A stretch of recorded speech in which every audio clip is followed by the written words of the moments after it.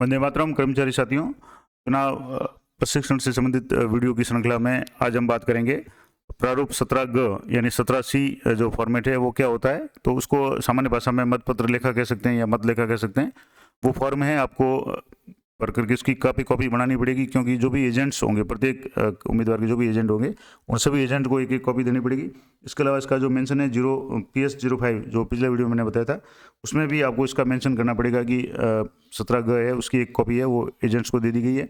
अब ये फॉर्मेट क्या होगा, कौन कौन से कॉलम इसमें होंगे, वो सारी जानकारी मैं आप इस वीडियो में दूंगा। तो आइए शुरू करते हैं।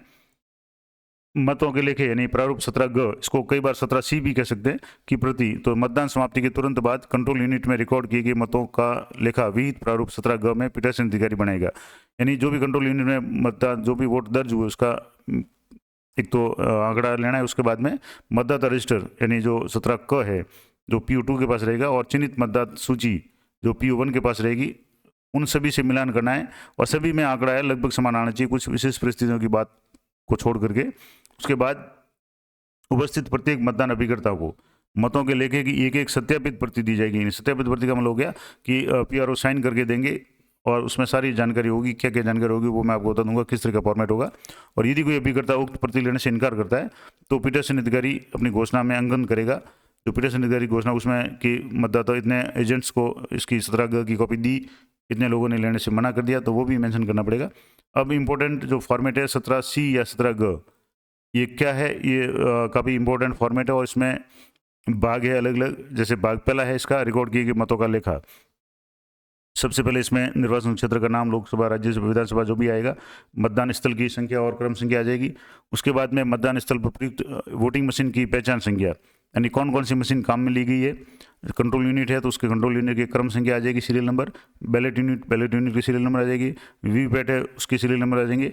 अगर एक से अधिक लिए तो उसके सीरियल नंबर है वो एक्स्ट्रा जोड़ दें या दो संख्या लिख दें, 2 BU 2 CU जो भी है वो।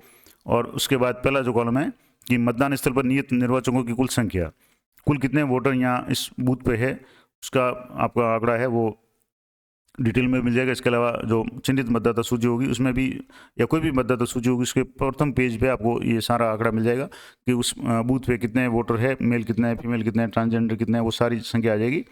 तो वो आपको यहाँ लिखनी है। और मैंने पिछले वीडियो में कहा था कि आप एक कागज़ रखें जिसमें टोटल मतदाता है, उसके अलावा प्रति घंटे कितने कितने वोट हुए वो आप नोट करते रहें। उसके अलावा कौन कौन सी आपको स्पेशल टैग दी, पिंक पेपर सील कौन सी दी, ग्रीन पेपर सील कौन सी दी, उनकी क्रम संख्या वगैरह भी आप नोट करके रखें। कौन सी काम में ली उसको भी नोट करें, ताकि आपको बार बार उन डॉक्यूमेंट्स को देखने की आवश्यकता नहीं पड़ेगी। अगला जो दूसरा इसका कॉलम होगा कि मतदाताओं के लिए रजिस्टर यानी 17K जो PO2 के पास रहेगा, मैं यथा प्रविष्ट मतदाताओं की कुल संख्या, यानी कुल निर्वाचक कितने थे उसमें से कितने लोगों ने वोट दिया और उसकी एंट्री 17K में कितनी हुई। अब हो सकता है कुछ लोगों की एंट्री 17K में नहीं होगी, तो वो जैसे कौन से होंगे, जैसे टेंडर वोट वाले होंगे तो उनकी एंट्री नहीं होगी, तो वो आपको अलग से उसका संख्या वो लिखनी पड़ेगी। इसके बाद दूसरा है कि नियम 49O के अधीन अभिलिखित न करने का विनिश्चय करने वाले मतदाताओं की संख्या। यानी कई मतदाता ऐसे होते हैं जो आकर के ये कहे कि मुझे जैसे PO1 के पास आ गया साइन कर लिए, PO2 के पास आ गया साइन कर लिए, PO1 के पास उसकी पहचान हो गई, और उसके बाद में वो घोषणा करता है कि मुझे मत नहीं देना है। तो ऐसी अगर कोई घोषणा करता है तो उसकी एंट्री है वो 17K में तो हो जाएगी, लेकिन वो मशीन में उसकी एंट्री नहीं होगी, क्योंकि उसने वोट देने से मना कर दिया। तो ऐसे मामले में उनकी कितनी संख्या है, क्योंकि वो संख्या है वो इस रजिस्ट्रेशन से या तो माइनस हो जाएगी या मशीन में जुड़ जाएगी, तभी मशीन और 17K का आंकड़ा है वो मिलेगा, EVM का आंकड़ा मिलेगा। तो वो ध्यान रखें। उसके बाद में नियम 49M का मतलब हो गया कि अगर कोई व्यक्ति मतदान की गोपनीयता भंग करता है तो PRO उनको मत देने से वंचित कर सकते हैं, उनको मना कर सकते हैं। तो वो अगर ऐसे कोई केस आ रहे हैं तो उनकी संख्या यहाँ आ जाएगी। उसके बाद में नियम 49MA ये भी एक महत्वपूर्ण है, और ये टेस्ट वोट से संबंधित है। टेस्ट वोट के बारे में मैंने विस्तार से वीडियो बनाया हुआ है, और ये मैं आपको थोड़ी सी जानकारी दे दूँ कि क्या होता है। तो जैसे मान लो कोई मतदाता आया और उसने सारी प्रोसेस कर दी, PO1, 2 और 3 के पास गया, PO3 ने बैलेट जारी कर दिया, कंपार्टमेंट में आया, उसने BU पे अपने पसंद के उम्मीदवार को बटन दबाया, और वो जब पास में पड़ी वीवीपैट में देखता है तो उसको लगता है कि अगर उसने जिस कैंडिडेट को वोट दिया है उसको नहीं जाकर के पर्ची है किसी दूसरे कैंडिडेट के नाम की अगर गिर रही है, और वो आकर के PRO साहब को शिकायत करता है कि मैंने जिस कैंडिडेट को वोट दिया है उसको नहीं जाकर के किसी और को वोट जा रहा है, ऐसी स्थिति में टेस्ट वोट कराया जाता है। उसका पूरा मैंने अलग से उसका फॉर्मेट वगैरह होगा, उससे घोषणा लेनी पड़ेगी। उसके लिए अगर मान लो उसकी दावा गलत पाया जाता है तो उसके खिलाफ सजा की कार्रवाई भी है। तो वो सारी चीज़ें आप पिछले वीडियो मैंने मतदान के दौरान विशेष परिस्थितियों वाले वीडियो में विस्तार से बताया, वो आप देखें। तो अगर ऐसी कोई परिस्थिति होती है तो टेस्ट वोट में मतों को घटाने की जाने की आवश्यकता होगी, क्योंकि टेस्ट वोट का जो रिकॉर्ड है वो उसमें 17 में भी होगा और मशीन में भी उसका वोट गिरेगा, क्योंकि उसका वोट है वो दोबारा होगा। तो ऐसे में कुल कितने टेस्ट वोट हुए, तो घटाए गए मतों के परीक्षण मतों की संख्या कुल कितने वोट थे, और प्रारूप 17 में उसकी क्रम संख्या क्या थी, वो आपको मेंशन करना पड़ेगा। ये विशेष परिस्थिति की बात है। इसके अलावा अभ्यर्थियों जिनके लिए परीक्षण मत डालेंगे, क्योंकि जो टेस्ट वोट होगा उसमें पीआरओ प्लस एजेंट और जो भी मतदाता है वो वोटिंग कंपार्टमेंट में जाएगा। सामान्य रूप से पूरे पोलिंग प्रोसेस के दौरान किसी भी मतदान अधिकारी को कंपार्टमेंट में जाने की जरूरत नहीं होती या ना जा सकता है, लेकिन टेस्ट वोट के मामले में वो जाएंगे और देखेंगे कि जो मतदाता ने जो शिकायत की है वो सही है या नहीं, और उसका फिर मेंशन भी 17 का रजिस्टर में होगा कि अमुक व्यक्ति ने अमुक उम्मीदवार को अपना वोट दिया है, और उसकी क्रम संख्या वगैरह भी आएगी। तो ऐसी कोई है तो उसकी क्रमांक लिखना है, अभ्यर्थियों के नाम लिखना है और मतों की संख्या लिखनी है। इसके बाद वोटिंग मशीन के अनुसार रिकॉर्ड के मतों की कुल संख्या, यानी ईवीएम में कितने वोट, सीयू जो है कंट्रोल यूनिट उसमें कितने वोट पड़े, और ये सारी संख्या हैं वो उसमें हो जाएगी। उसके बाद क्या मत 6 के सामने प्रदर्शित मतों की कुल संख्या, जैसे ये जो ईवीएम है या सीयू कह सकते हैं, कुल संख्या मत 2 के सामने यथा प्रदर्शित मतदाताओं की कुल संख्या घटा मत 3 के सामने प्रदर्शित अभिलिखित न करने वाले विनिश्चय करने वाले मतदाताओं की संख्या घटाकर, यानी ये इनमें से ये सारे जो भी वोटर्स है वो ये माइनस हो जाएंगे। उसके बाद और जो भी इसमें संख्या होगी वो 2 - 3 - 4 से मेल खाती है और इससे कोई फर्क पाया जा गया, वो आप ये सारी अगर आंकड़े ये सब भर लेंगे तो उसके बाद आपको ये आसानी से हो जाएगी।